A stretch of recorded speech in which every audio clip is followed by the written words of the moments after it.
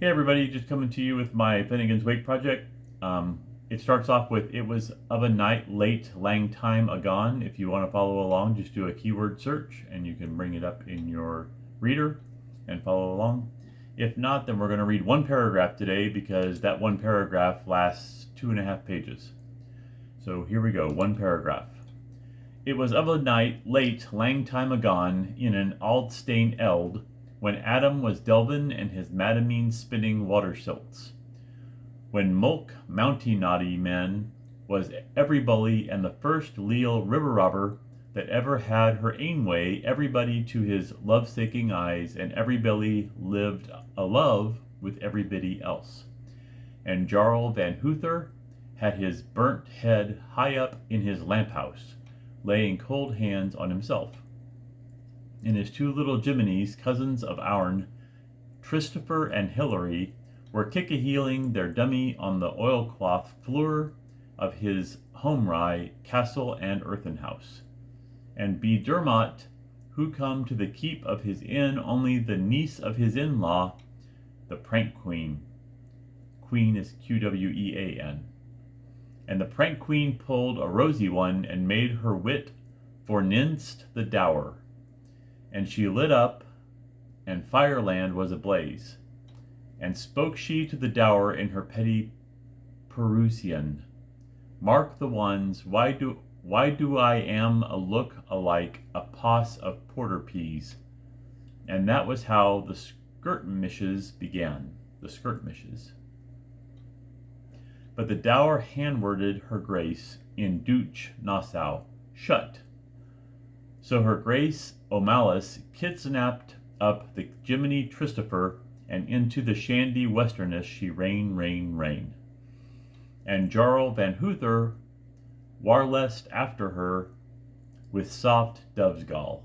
"Stop, deef, stop, come back to my earin stop." But she swaredid to him unlikelihood. Hood is Hud. And there was a Branawale that same Sabbath night of falling angels somewhere in Ario.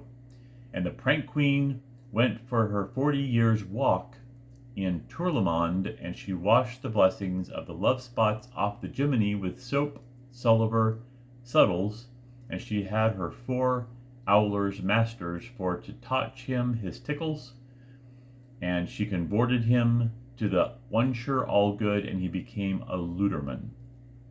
So then she started to reign, and be Red Tom, she was back again at Jarl Van Hoother's in a brace of samers, and the Jiminy with her in her pinafrond lace at night at another time. And where did she come but to the bar of his Bristolry? And Jarl Van Hoother had his Bartholobrew's heels drowned in his cellar malt, shaking warm hands with himself, and the Jiminy Hilary and the dummy in their first infancy were below on the tear-sheet, ringing and coughing like Brodar and Histher. And the prank queen nipped a paly one and lit up again, and redcocks flew flackering from the hill combs. And she made her witter before the wicked, saying, "Mark the twy, why do I am a look alike 2 poss of porter peas?" And "Shut," says the wicked, handwording her majesty. So her majesty, a forethought, set down a Jiminy and took up a Jiminy, and all the lily pathways to Woman's land she rain.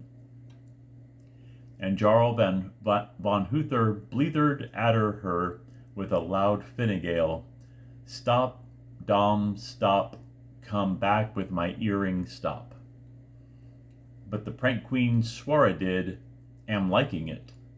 And there was a wild old Granawale that Lawrencey night of star shooting somewhere in Ario. And the prank queen went for her 40 years' walk in Turnalmeme, and she punched the curses of Cromcruel with a nail of a top into the Jiminy, and she had her 4 larksical monatrix to touch him his ears, and she provorted him to the one certain all secure, and became a Tristian. And then she started raining, and in a pair of changers bedomed her, she was back again at Jarl von Huther's, and the Larry Hill with her under her abromet. And why would she halt at all if not by the ward of his mansion home of another nice lace for the third charm?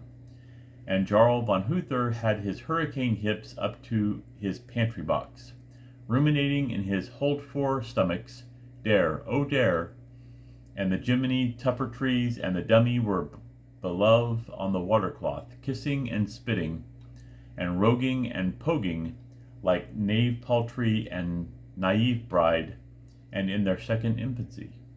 And the prank queen picked a blank and lit out, and the valleys lay twinkling, and she made her wittest in front of the archway of triumph, asking, "Mark the tris, why do I am a look alike 3 poss of porter peas," which she said earlier.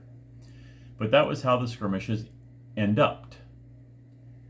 For like the Campbells, a-coming with a fork lance of lightning, Jarl von Huther Boanerges himself, the old terror of the dames, came hip-hop handy-hap out through the pike-opened archway of his 3 shuttened castles, and in his broad ginger hat, and his civic choler, and his olibuff hemmed, and his bull-braggin soxing gloves, and his ladbroke breeks, and his catgut bandolier, and his fur-framed panuncular combots, like a rud-yellin' Grubline orange man in his violet indignation, like indignation but with an O in the middle, indignation, to the whole length of the strength of his bowman's bill, and he clopped his rude hand to his easy hitch, and he ordered in his thick spick for her to shut up shop dappy, and the duppy shot the shutter clup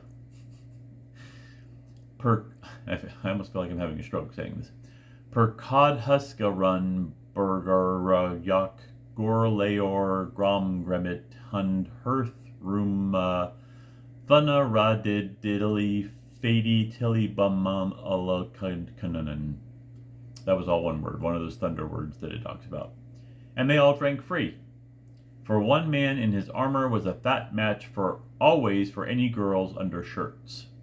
And that was the first piece of alliterative porthery in all the flamin', floody, flatuous world. How Kersey the Tyler made a sweet unclose to the Norwelian capital. Saw 4 shalt thou see, be town ye and be. The prank queen was to hold her dummyship, and the Jiminy's was to keep the peace wave, and Van Huther was to get the wind up. Thus the hearsomeness of the burgher facilitates the whole of the polis. Thus endeth our reading from Finnegans Wake this evening. Y'all have a great day.